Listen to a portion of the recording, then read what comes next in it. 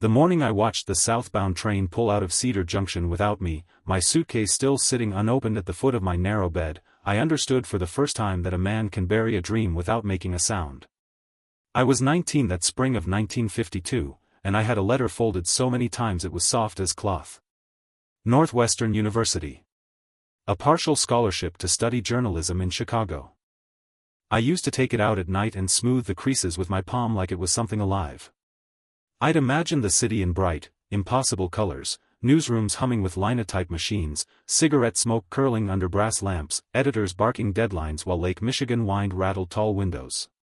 I wanted to write about the world, about men building bridges and women marching in streets, about the way factory whistles cut through dawn over neighborhoods that smelled of bread and diesel. Instead, that morning, I stood in my undershirt at the bedroom window and listened to the 7:10 train grind against the tracks, metal shrieking like something wounded. The whistle blew long and low, and I felt it in my ribs. My father was at the kitchen table when I came out. He had the local paper spread open but wasn't reading it. His coffee had gone cold. The hardware store, Harlan & Son, though I was still more son than anything, had been limping along since the war ended. Big chain stores were creeping closer from Des Moines, selling nails and hammers cheaper than we ever could. That winter, the furnace in the store gave out, and we'd taken out a loan just to keep the pipes from freezing. He didn't ask about Chicago that morning. He just said, "We'll open early. Farmers are coming in for seed spreaders." My mother moved quietly at the stove, the smell of bacon thick in the air.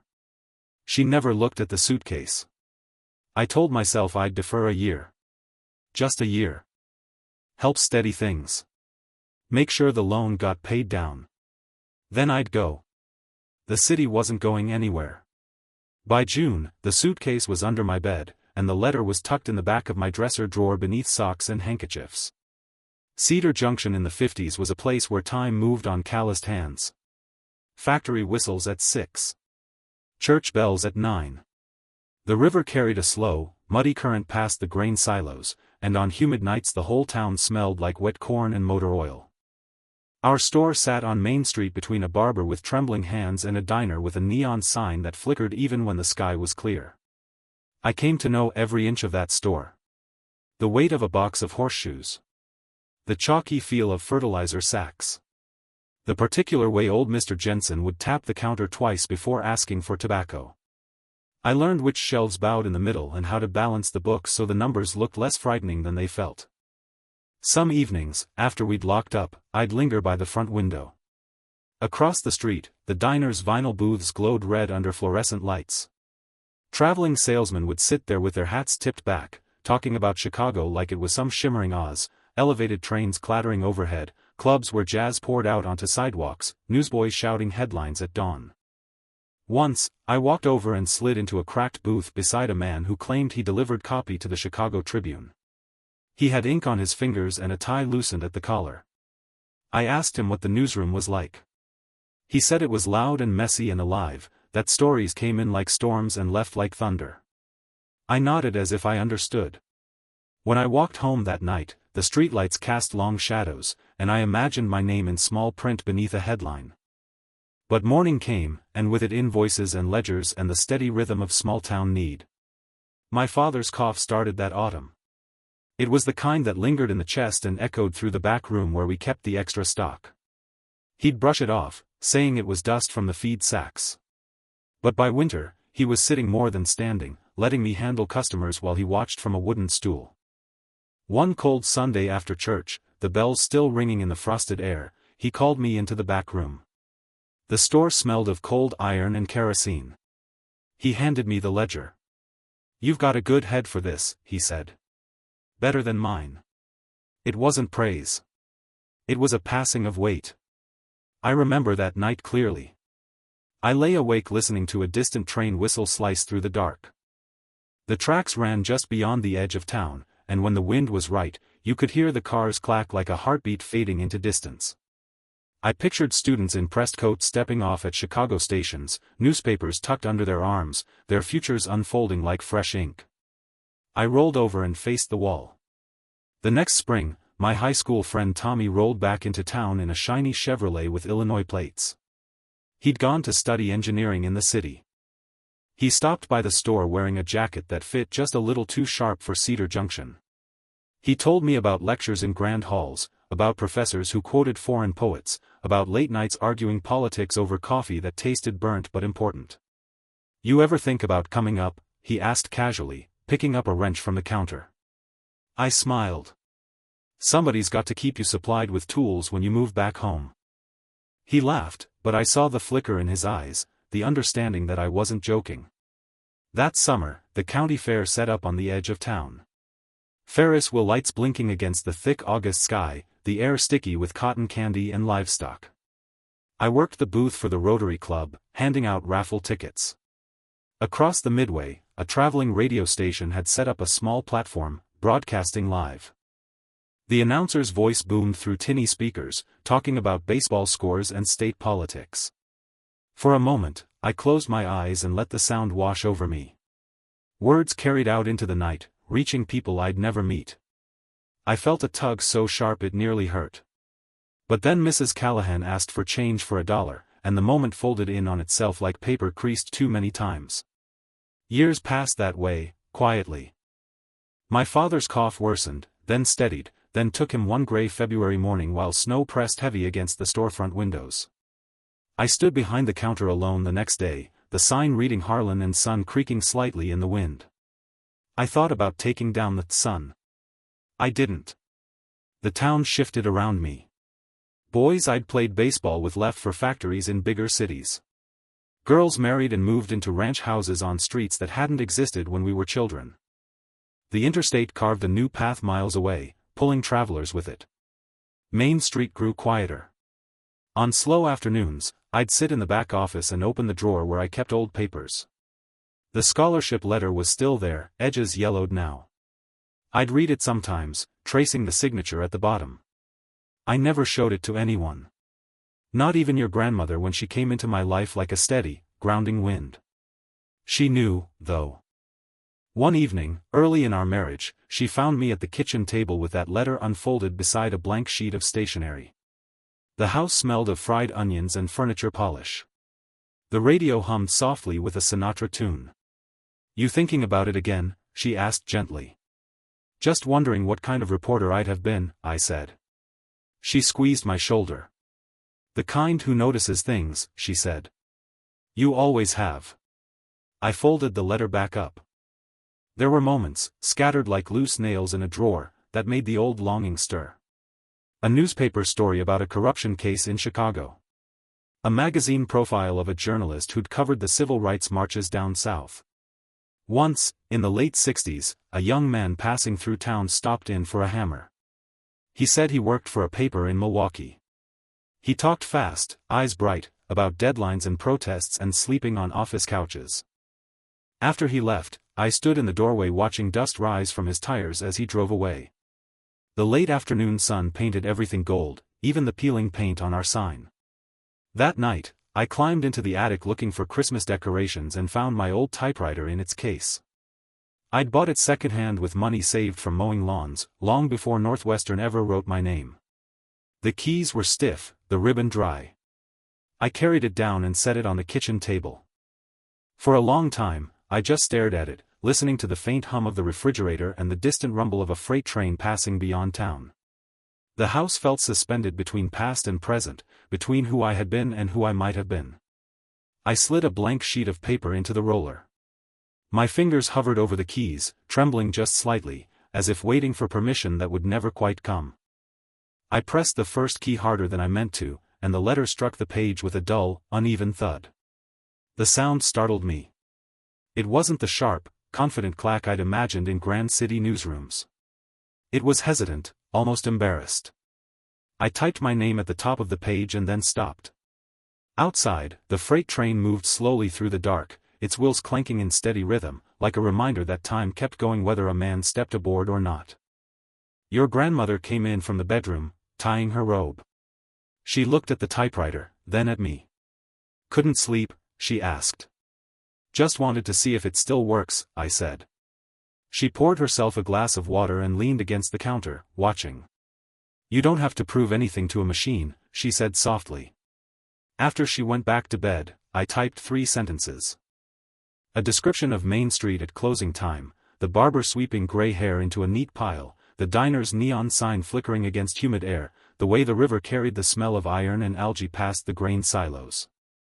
The sentences weren't bad. They weren't brilliant either. They were simply true. I pulled the page out and folded it once. Not to hide it. Just to keep it. That became my quiet habit. I never sent stories to newspapers. Never mailed off submissions in crisp envelopes with careful fountain pen ink. But on certain nights, usually when the air shifted seasons, or when a train whistle cut particularly clear through the dark, I would take down the typewriter and write about Cedar Junction. About the factory whistle at dawn. About boys playing baseball under dusty field lights behind the high school. About the way church bells echoed on cold autumn mornings when breath hung in the air like smoke. I wrote about my father's hands, cracked from years of handling lumber and rope. I wrote about the way he'd tap the ledger twice before closing it, as if sealing something invisible. I wrote about responsibility the way other men wrote about adventure. Years moved on. The 70s came with wider lapels and louder politics. The interstate finished its arc, and Main Street grew quieter still. Some afternoons the store felt like a museum of ordinary things, galvanized buckets, spools of wire, jars of bolts sorted by size. I knew each customer's story without needing to ask. Mrs. Jensen's arthritis. The Miller boy saving for trade school. The new couple fixing up a drafty house near the river. One spring day, a letter arrived addressed to Harlan and Son in handwriting I didn't recognize. Inside was a folded newspaper clipping from Chicago. It was a feature story about urban renewal, factories torn down, neighborhoods remade. The byline read Thomas Calloway. Tommy. At the bottom, in smaller script, he'd written, "Thought you'd appreciate the smell of ink." I sat in the back room with that clipping in my hands. I could almost hear him, decades earlier, leaning against my counter with a wrench in hand, asking if I'd ever come up to the city. The article was good, clean sentences, steady reporting. Not flashy. Solid. For a flicker of a moment, something inside me tightened. Not envy exactly. Not regret in the sharp sense. More like the ache you feel when you pass a house you once considered buying. That evening, I locked up the store and walked down to the river docks. The boards creaked under my boots. The water moved slow and brown, catching the last light of day. I thought about Chicago's skyline, how it must look at dusk, all glass and ambition. I imagined Tommy in an office high above traffic, typing under fluorescent lights. Then I thought about my father, about the winter mornings we'd opened the store together, our breath fogging in the cold. I thought about the farmers who trusted us, about the way the town had leaned, quietly, on that narrow storefront. I realized something standing there by the river. I hadn't stayed because I was afraid. I'd stayed because someone needed to. That's not as dramatic as boarding a train. It doesn't come with applause or headlines. It comes with early mornings and steady hands and the patience to balance books when numbers don't want to behave. There were sacrifices. I won't pretend there weren't. Sometimes, late at night, when the house was still and your grandmother asleep beside me, I'd hear a distant whistle and feel that old restlessness stir. I'd picture an alternate version of myself walking briskly along Michigan Avenue, notebook in pocket, chasing stories instead of inventory lists. But the feeling never lasted long. Because in the morning, I'd unlock the store and see the sun hit the dusty front window just right. I'd hear the bell above the door ring as Mr. Miller came in for fencing wire. I'd smell fresh-cut lumber and brewed coffee from the diner across the street. And I'd feel steady. When your mother was born, I held her in the back office of that store, wrapped in a hospital blanket, her face scrunched and red. I remember thinking how fragile she felt, how entirely dependent.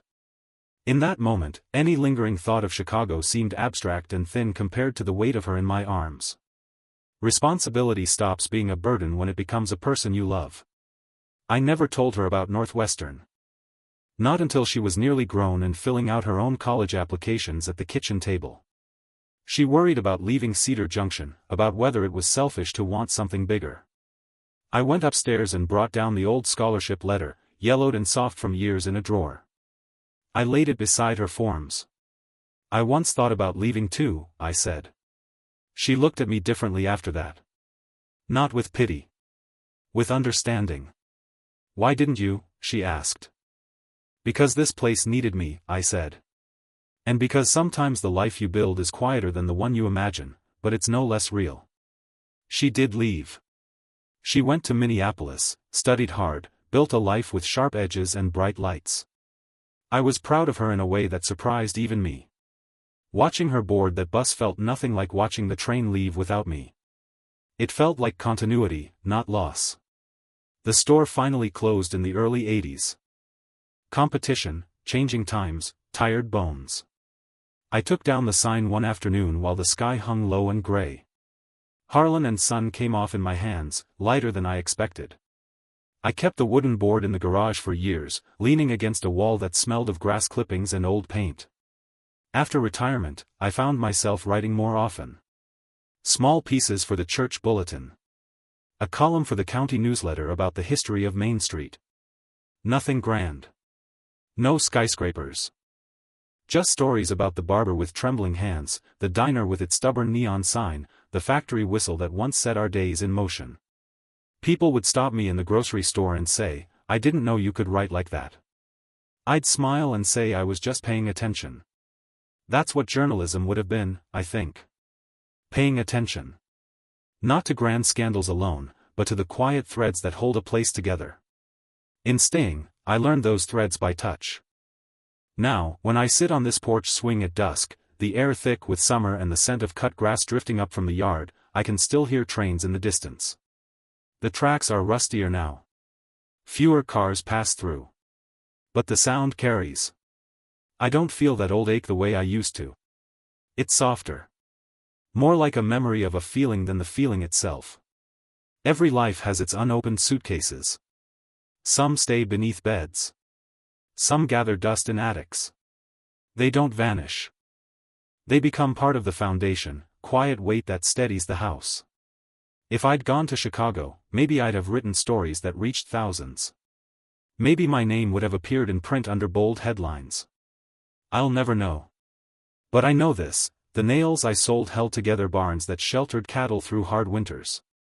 The rope I measured tied boats to docks where boys learned to fish. The steady presence behind that counter gave people a place to lean when their own numbers didn't add up. And in the quiet hours, I wrote anyway. Not for applause. Not for deadlines. Just to make sense of what I'd seen. Sometimes the paths we don't take don't disappear. They run alongside us, like parallel tracks beyond the edge of town. We hear them in the distance. We imagine where they might lead. But we keep walking the ground beneath our boots. When I watched that train leave in 1952, I thought I was burying a dream. Now I think I was planting something else, something slower, sturdier. A life measured not by headlines, but by hands shaken across a worn wooden counter, by evenings spent listening to the low murmur of a town settling in for the night. The whistle still blows now and then. I listen. And I let it pass.